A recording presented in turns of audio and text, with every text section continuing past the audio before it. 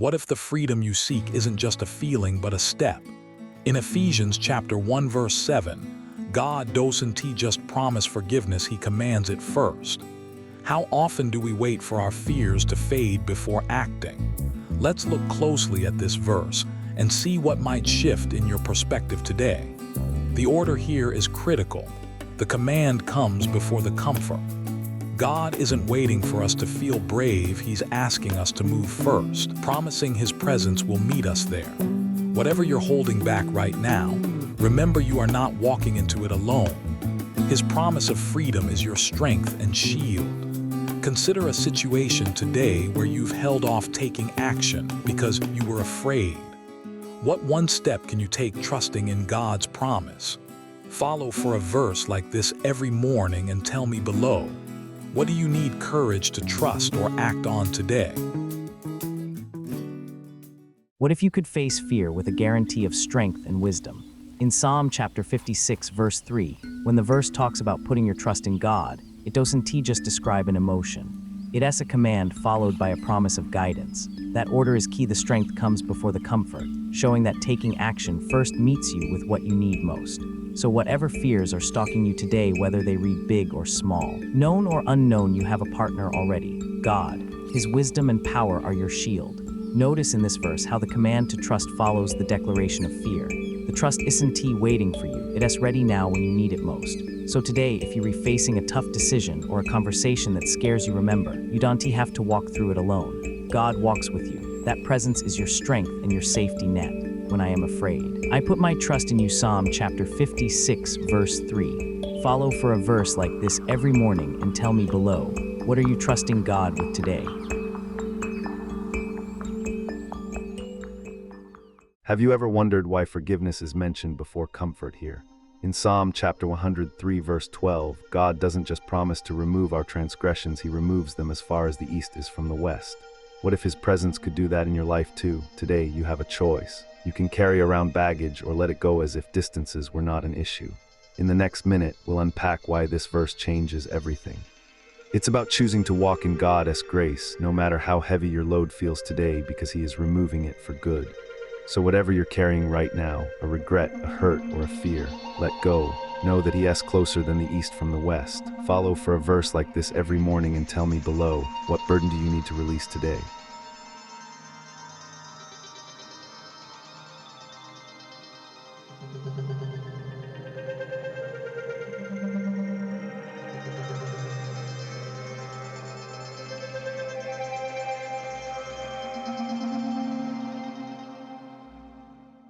What if the love you need is already within you?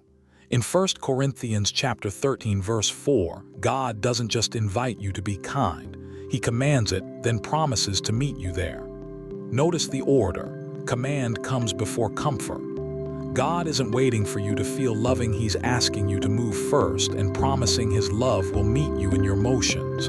That's the part most people miss. Love isn't a feeling you wait for. It's a step you take while still afraid. So whatever you're facing today, the conversation you're dreading, the decision you keep delaying, you are not walking into it alone. His presence is your strength. Follow for a verse like this every morning and evening and tell me below, what do you need love for today? What if the hope you need is already yours? In Romans chapter 15 verse 13, God doesn't just promise joy and peace, he commands them. He says, may the God of hope fill you with all joy and peace as you trust in him, so that you may overflow with hope by the power of the Holy Spirit. Notice how the command comes before the comfort. Hope isn't a feeling we wait for, it's a step we take while we're still uncertain. So whatever challenges you face today, the job interview you're dreading, the decision you keep delaying, remember, God is with you. His presence is your strength. In this moment, he promises to be faithful and true. Follow for a verse like this every morning and evening and tell me below, what do you need hope for today? Have you ever felt like your fears are too big to overcome? In John chapter 14 verse 26, Jesus says, but the one who has my commandment and keeps it is the one who loves me. The one who loves me will be loved by my Father, and I will love him and reveal myself to him. What if you already have the courage to follow his commandments? Whatever challenge you face today, a conversation you're dreading, a decision you keep delaying, God's presence is your strength. He walks with you through every fear, so ask him for help when you don't know where to start, and remember, trust in his love and let him reveal himself to you as you follow his commandments. Follow for a verse like this every morning and evening and tell me below, what is one area of your life where you need God's courage today?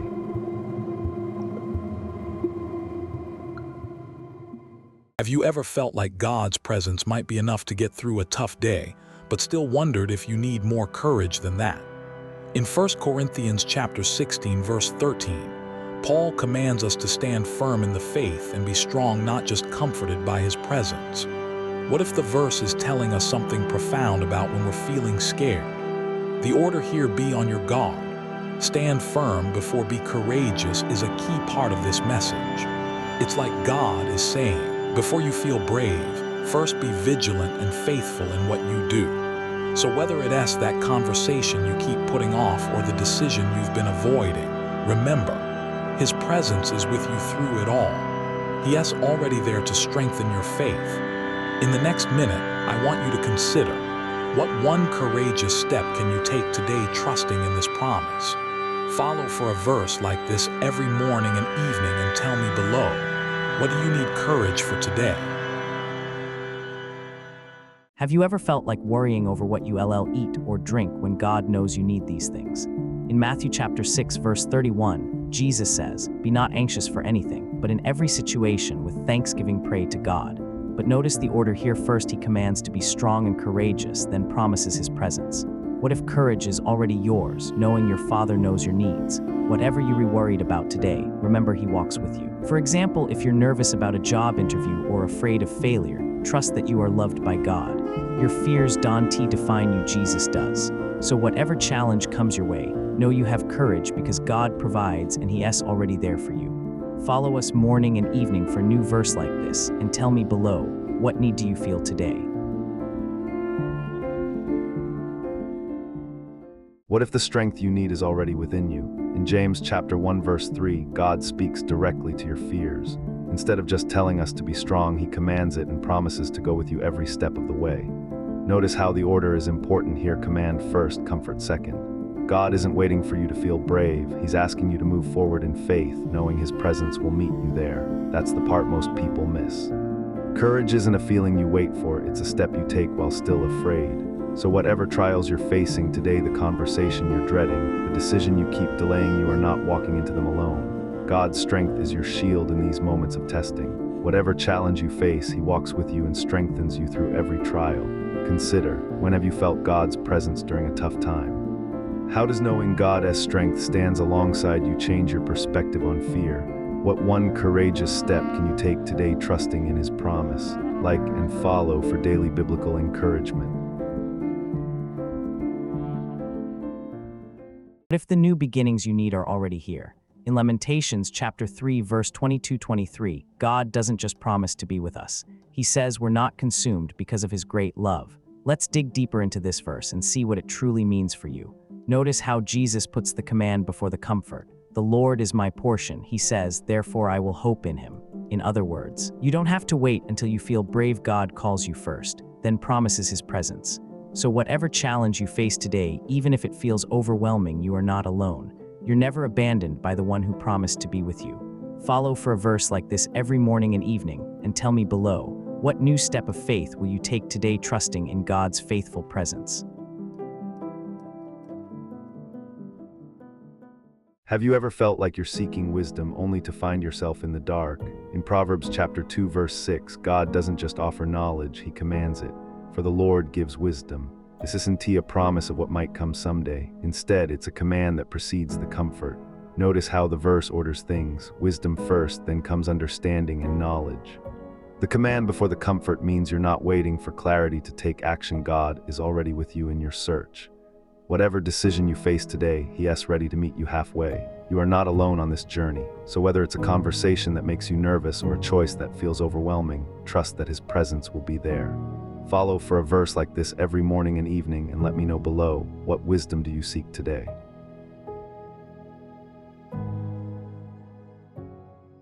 What if you've already been given everything you need to be grateful?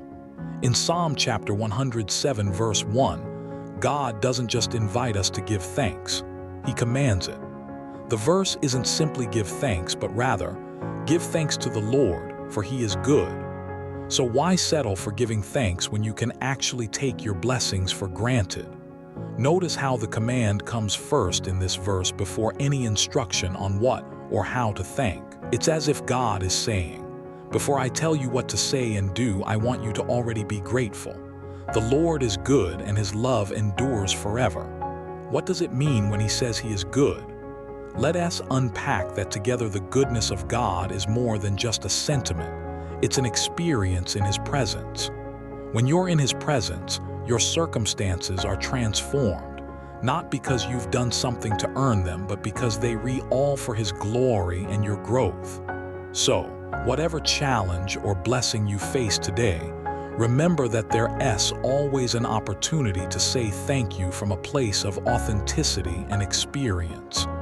The question isn't whether we can do good, but rather if we can be grateful when it happens. What if we're stronger than our fears today?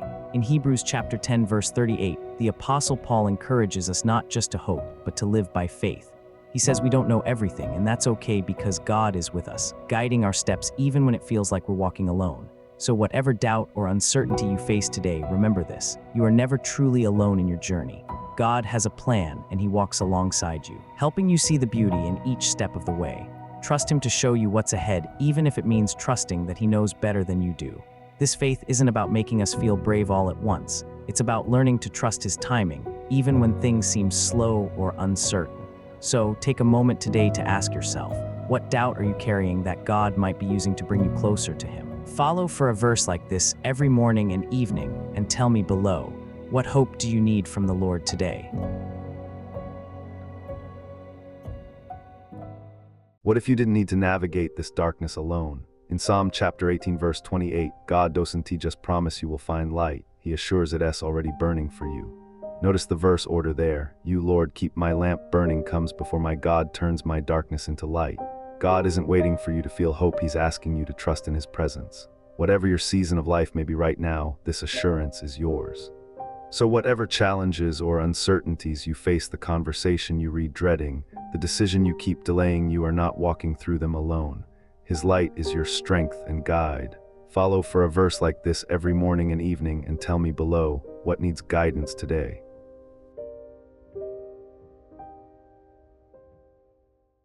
What if calmness could break through your anxiety? In Isaiah chapter 26, verse 3, God promises perfect peace for those who trust Him. But there are two things most people miss about this verse. First, notice the order there. He doesn't just offer comfort, He commands peace to be present amidst chaos. Second, it's not a one-time gift, but a continuous promise because they trust in you. So when life feels overwhelming and you can't sleep because of an anxious mind, remember that His peace isn't distant or elusive. It's as near as your next breath. Today, maybe it's a conversation with a friend or family member you've been dreading. Maybe it's a decision about your future that feels too heavy to bear. Maybe it's a medical diagnosis or a financial burden looming over you. Rest in this. God's peace is yours if you trust Him, and He isn't waiting for you to fix everything before stepping in. Trust in Him today. Take a deep. In Isaiah chapter 26, verse 3, God promises those who trust in Him will find perfect peace. What if the peace you need is already within you? Here's a secret. True inner calm isn't just something that comes to you. It starts with something you do. You must be steadfast in your faith and trust. Notice how Isaiah chapter 26, verse 3 orders things. First, He asks us to have peaceful minds by trusting Him. Then, when we do, He promises perfect peace will follow. But most people miss the second part, where God says because they trust in you. They think it's about getting something from God, but it's actually about who you are being and how that affects your mind. So ask yourself, are you trusting? When you're faced with a worry or stress today, do you pause to seek comfort in God's word first, or does your heart race with fears? remember. Isaiah chapter 26 verse 3 isn't just about the end result. It's also about being steadfast. It calls for action, not passive waiting on the peace to come. So think back to a time when you were facing a challenge and felt God's presence as peace began to settle within you. How did that change your perspective? Trusting in Isaiah chapter 26, verse 3 changes how we see ourselves and our circumstances. Follow this verse every morning and evening and tell me below, what are the fears you're holding onto today? What if the promise you need is already flying high above you? In Isaiah chapter 40 verse 31, God doesn't just describe renewed strength, he promises it, then paints a picture of soaring on eagle's wings. Notice the order there. The description comes after the promise. God isn't waiting for you to feel light before he lifts you up. He's promising to do it first and painting a vivid picture of what that could look like. But here's another thing most people miss. This verse speaks directly to those who hope in him. Hope is more than wishful thinking, it's trusting in his promises even when we don't feel them yet. So think about where you're standing today. Maybe it's a conversation you've been dreading and you keep rehearsing it instead of having it. Maybe it's a decision you've delayed for weeks because the outcome scares you. Maybe it's a diagnosis, a bill, or a door you're afraid to walk through. Hear this: when you hope in God, he promises renewed strength. Follow for a verse like this every morning and evening and tell me below, what are you hoping in today? What if you were meant to fly but just needed a promise to soar? In Isaiah chapter 40 verse 31, God doesn't just say hope renews strength, he describes it as wings like eagles. Why? So we know his power is meant for endurance, not just survival. But there's a second thing most people miss. He doesn't promise we won't grow weary. He says we won't run out of energy. Imagine you could face your day knowing God's renewal will meet you at the point of exhaustion. Maybe it's a conversation you've been dreading and you keep rehearsing it instead of having it. Maybe it's a decision you've delayed for weeks because the outcome scares you. Maybe it's a diagnosis, a bill, or a door you're afraid to walk through. Hear this: God's power is there to help you run when your energy has run out. His presence is your renewal. Follow for a verse like this every morning and evening and tell me below, what situation are you facing today that feels impossible? What if the joy you crave is already yours? In James chapter 1 verse 2, God doesn't just suggest we find joy in trials, he commands it. But notice the twist. He doesn't say be happy, but consider it pure joy. There are two insights here that make all the difference. First, consider means to actively choose, to decide. It's not about waiting for happiness to find you. It's about choosing joy in the midst of hardship. Second, pure means undefiled, uncontaminated. Joy isn't just a fleeting emotion, but a deep, unshakable peace that nothing can take away. So think about your day. Maybe it's a conversation you've been dreading, and you keep rehearsing the worst-case scenario in your mind.